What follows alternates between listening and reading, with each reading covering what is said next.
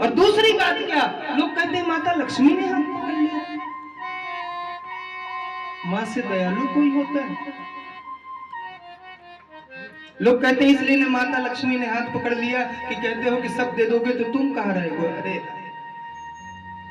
भागवत जी में वर्णन है, मुष्टिम सकृतम जगध्वा, एक मुट्ठी खाई मात्र, दूसरे में हाथ पकड़ा। एक बात और मैं बताऊं, अगर भगवान ना भी देना चाहे तो मां कहती है इसको दो।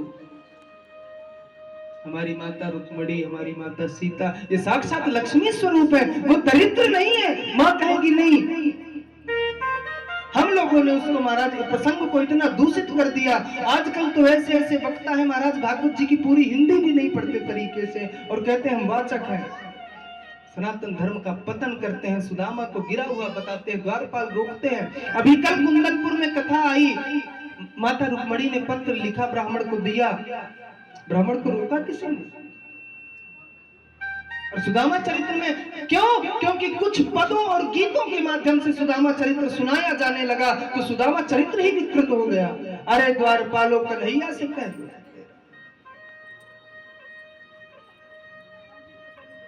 अयोध्या में कनक भवन में आज भी एक पद गाते हैं, तुलसीदास जी का पद है, कबहु कयम्ब सुअव सरपाई कछु करुण कथा चलाई। तुलसीदास जी कहते हैं मैया माता, भगवान कहीं भी रहते हो, दिन में रात्रि में कुछ समय के लिए तो आपके पास बैठने आते होंगे, तो कभी ऐसी करुण कथा सुनाइए कि उनके आंखों से आंसू आ जाए, और जहां आंसू आ जाए तो कह दीजिएगा कि एक दीनहीन तुलसीदास भी है।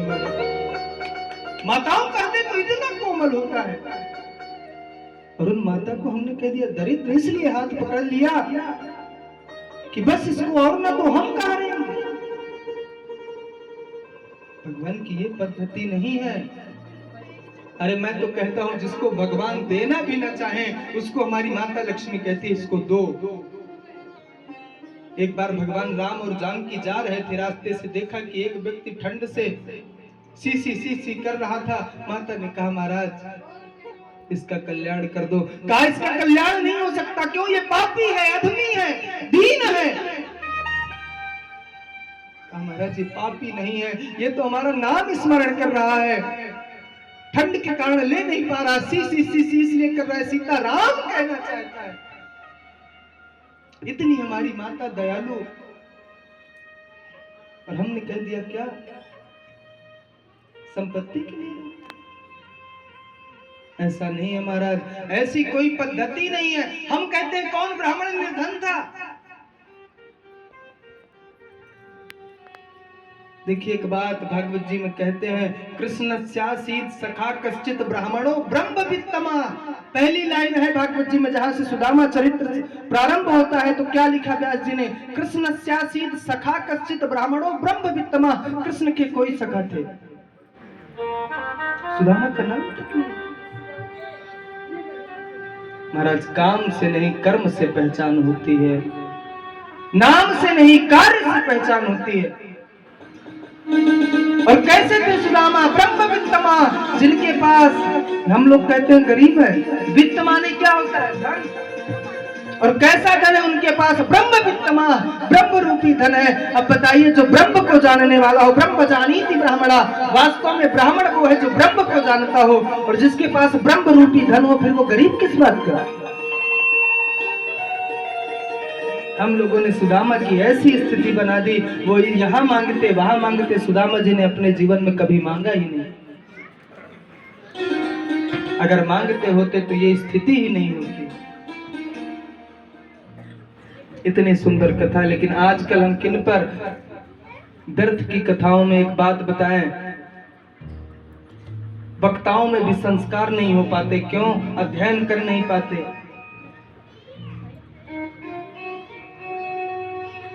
अगली पंक्ति में श्लोक की क्या लिखा?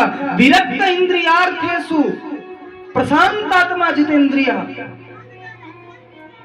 विरक्त है लेकिन किससे? इंद्रियों से नहीं, इंद्रियार्थों से। अब देखिए अंतर समझिए, इंद्रिय और इंद्रियार्थ में अंतर है। विरक्त है इंद्रियार्थों से। क्यों? आंख हमारी है तो आंख क्या चाहती है? सुंदर रूप देखना। इंद्रिय तो आंख है, लेकिन आंख का इंद्रियार्थ क्या है? सुंदर रूप देखना। कान क्या चाहते हैं? कुछ महाराज चटपटा सुनना। कथा में भी लोग कह देते हैं महाराज मजा नहीं आया।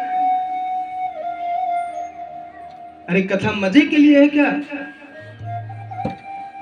और हम महाराज बार बार निवेदन करते हैं, आज अंतिम दिवस है, जीवन में अगर कभी ये हो कि चलो कुछ टाइम पास हो जाएगा, कुछ आनंद आ जाएगा, कुछ मजा ले आएंगे, तो कभी कथा सुनने जाइए ही नहीं।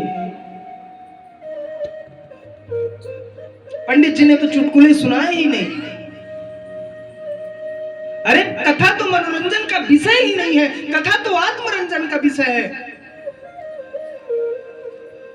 पंडित जी ने चुटकुले सुना दिए, हम लोग हंसने लगे, महाराज हंसी आ गई, कथा हो गई। नहीं हंसी आई, नहीं मनोरंजन कराया, तो कथा नहीं हुई। अरे कथा तो हंसने का विषय ही नहीं है महाराज, कथा तो रोने का विषय है। तुलसीदास जी लिखते हैं, मम गुण गावत पुलक शरीरा, आंखों से नीर बहने लगे, तो समझ लीजिए कि हमारे हृदय में भक्ति आ गई। हम भक्त बनने के लायक हैं। जब तक आंखों से हमारे अश्रु ना आए, समझ लीजिए हम वास्तव में कथा सुनने के अधिकारी ही नहीं है। कथा में तो इतनी करुणा है, लेकिन नहीं, हमने कथाओं को महाराज मजाक कर। मम गुण गावत पुलक शरीरा, भगवान की कथा को सुनकर अगर कंठ अवरुद्ध नहीं हुआ महाराज, रोम रोम तन्मय नहीं हुआ परमात्मा के लिए, तो समझ लीजिए सच्चे अर्थों में तो हमने कथा सुनी ही नहीं। मैंने पहले दिन बताया था, कम का अर्थ होता है कम आनंदम, कम ब्रह्म था मतलब स्थापयति, जो हृदय में आनंद को स्थापित कर दे, जो हृदय में ब्रह्म को स्थापित कर दे, जो हृदय में परमात्मा को स्थापित कर दे, वो है कथा। और उस कथा को हमने क्या बना दिया? मनोरंजन का विषय। अरे महाराज कथा तो आत्मरंजन का विषय है। कथा किसी को प्रभावित करने के लिए भी नहीं होती, गलत बात। हम इतनी अच्छी व्यवस्था करेंगे तो ये लोग हमसे प्रभावित होंगे। लोगों को क्या प्रभावित करना है तो आत्म भावित करो, अपने आत्मा में कथा का प्रवेश करो, जिससे जीवन का कल्याण हो जाए। लोगों का क्या कल्याण? अपनी आत्मा का शुद्धिकरण करो, आत्मा को भगवान के प्रति भावित करो, अपने भाव का समर्पण भगवान के चरणों में करो। कथा को विकृत कर दिया। और कैसे है? प्रशांत आत्मा जितेंद्रिय, प्रशांत है। अच्छा, प्रशांत और शांत में अंतर होता है। जो व्यक्ति हृदय से शांत नहीं है, बैठा है कथा में, वो ये बस देखता है कितनी बार लाइट व्यास जी के मुख में पड़ रही है, कौन आ रहा है कौन जा रहा है, कभी एक पैर ऊपर कभी एक पैर नीचे। क्यों? अंदर से शांत नहीं है आत्मा। जिस दिन शांत हो जाती है आत्मा, सिर्फ कथा प्रवेश करती है, तो आसनों का तो महाराज याद नहीं रहता। हम 4 घंटे रोज बैठते हैं,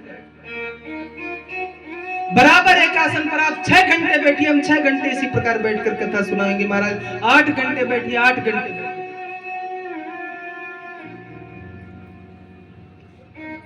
अंदर से प्रभाव लाना पड़ेगा कि हम भगवान की कथा सुन रहे हैं, हम भगवान की कथा श्रवण कर रहे हैं। शक्ति तो वो प्रदान करेगा।